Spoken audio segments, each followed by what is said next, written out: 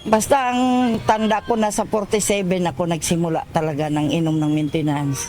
Kasi pinapacheck up ko na talaga. Hanggang ngayon, 63 na ako eh.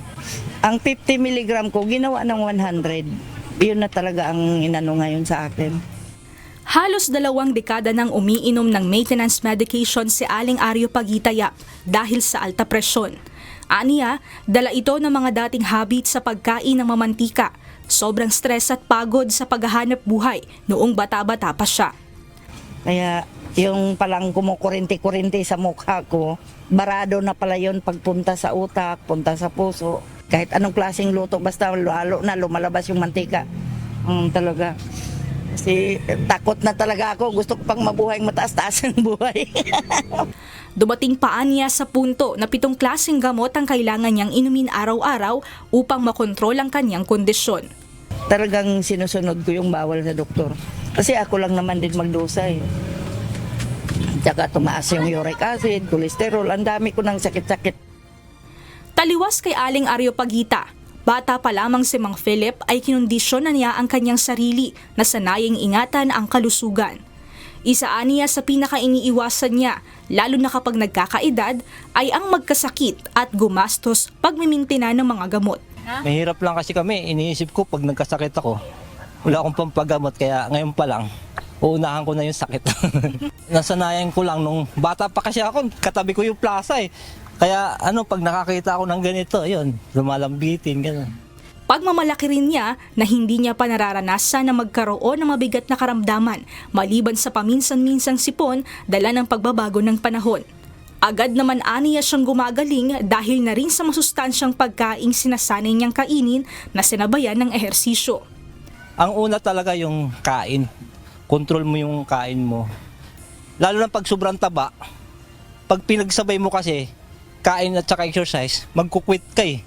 Kasi pagod tapos gutom, pag-aralan mo na nila yung diet. Ngayon pag kaya na nila, yun kaya ko na. Tsaka sila exercise ngayon. Number 1, iwas na rin sa sakit, gano'n. Tapos, parang masaya din. Ewan ko sa iba, pero sa akin, masaya ako pag dito ako. Kahit wala akong pera, basta makapag-ensayo ako, exercise. Ang mga katulad ni na Aling Aryo Pagita at Mang Philip ay halimbawa kung paanong ang araw-araw na lifestyle ay may mga posibilidad ng mas maayos na kalusugan o pagtaas ng panganib sa sakit depende sa nakasanayang gawain at habit. Kaya naman muling paalala ng Department of Health na hindi dahil sa isang beses o yung mga malaking handaan kapag holiday season na kukuha ng isang individual ang pagkakaroon ng chronic disease, kundi nasa lifestyle. So kailangan magbago yung lifestyle natin, yung heart attack at stroke, hypertension ang dapat nating ayusin at diabetes. So yung mga may hypertension at diabetes, kailangan makontrol ang kanilang hypertension. At ito hindi lang during Christmas time, this will be during the whole year. Kung ang dapat, ligtas talaga tayo the whole year, hindi lang Christmas time.